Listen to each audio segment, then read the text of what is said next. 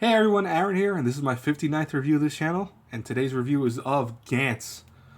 Now, I want to say Gantz is popular, I want to say that, but at the same time, I don't think it is, because there's a lot of times where you'll meet people that you talk to about Gantz, and they'll be like, well, what is that? Even having watched a lot of anime, so I want to kind of fix that. I want to remedy that this situation with today's review. So Gantz, if you've never heard of it, is a older series, it came out around 2000, I think 5 or 6, but it's a series that was done so well.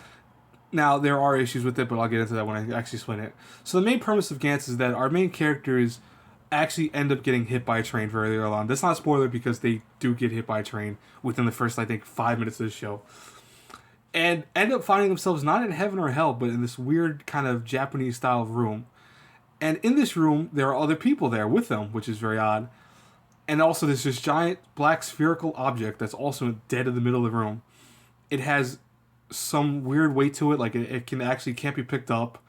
It has no actual indentations anywhere around it, and only responds to them when it has to. Because right away it tells them, listen, you can come back to life if you serve me. And in the process, they are then told that they are part of a game, that if they can kill certain enemies and gain points from killing those enemies in certain ways, in certain styles, and using certain weapons, they will get enough points to be resurrected. Now, the kick of the show that is that you need 100 points to be resurrected, and a lot of these enemies like give you 5 to 10 to 15 points. And over the course of the series, our characters deal with was essentially is outrageously designed creatures and monsters and aliens that apparently do coexist in the world. People can't see them, but they are part of the world. And in killing them, they are kind of helping humanity, but it's all about their own selfish means. These people want to come back to life, and I can't blame them. I think if you died and had the choice of coming back to life, most people would take that. But they, as the story progresses, one thing about them is you see their character flaws. You see what led them to where they are in terms of why they came back in Gantz, and even more so, you learn what makes them human beings. A lot of the show, a lot of times actually in general, anime deals with characters that are very flawed, but and most times, it's usually very basic flaws. You'll have the character who's a pervert, or you'll have the character that's super psycho, or super into strength, or super into intelligence. But never do you have like the very humanistic concepts of us. You don't have the people that are jealous. You don't have the people that are envious. The people that are hell bent on striving to get somewhere, no matter what the cost of it is. And Gantz deals with that. A lot of the characters feel realistic. Our main character is a pervert. He's also a egotistical person. He tries to be super strong, but he's really a weak person inside. And it comes off that way as realistic. I love that about the show. It is, like I said, realistic. When shows do that, I always find them appealing to me. But even more so, I find it appealing when shows are willing to do that. Because I think it's something you don't see very often in anime.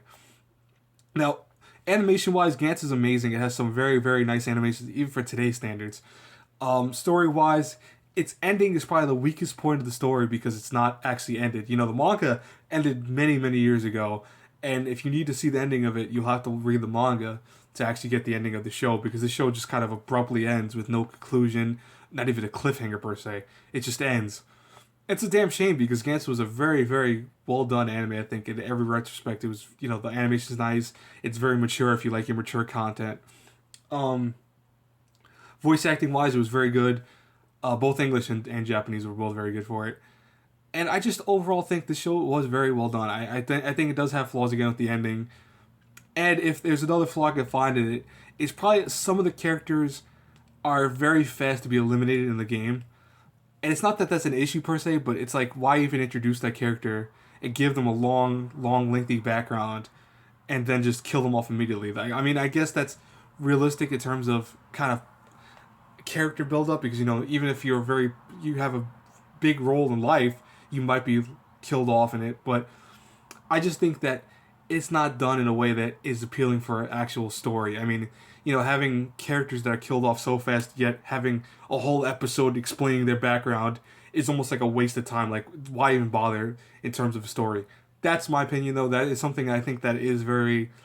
You can question it. You could say, oh, well, I don't agree with you on that. And I honestly, put in the comments if you don't agree with me, because I can easily argue it and say you're right or wrong, because in my opinion, that is a biased concept. That is more so for me, I don't like that, having characters killed off when they have long, lengthy backgrounds explained. But you can also go with the side that you can say you like it for that same reason. Anyways, though, enough of that rant. Um, Overall, though, the show is very well done, and if I had to review it A through F, I give it a solid B. The ending is what again kills it. I would give the show a higher rating, but the ending utterly destroys the whole show. Having the sheer fact that it just ends so abruptly without any conclusion, and then telling someone to read the manga when there are people who don't want to read the manga. Having to say that is kind of a double-edged sword, so I can't give it anything higher than a B. I think B is perfect for it. It's still an awesome anime. Check it out. Just be warned about that, kind of crazy ending. Anyways, guys, that's it for today's review. I hope you guys enjoyed it. And as always, until our paths cross again in the next review, please like, comment, subscribe. The whole thing helps me. And everyone have a great day. Bye-bye.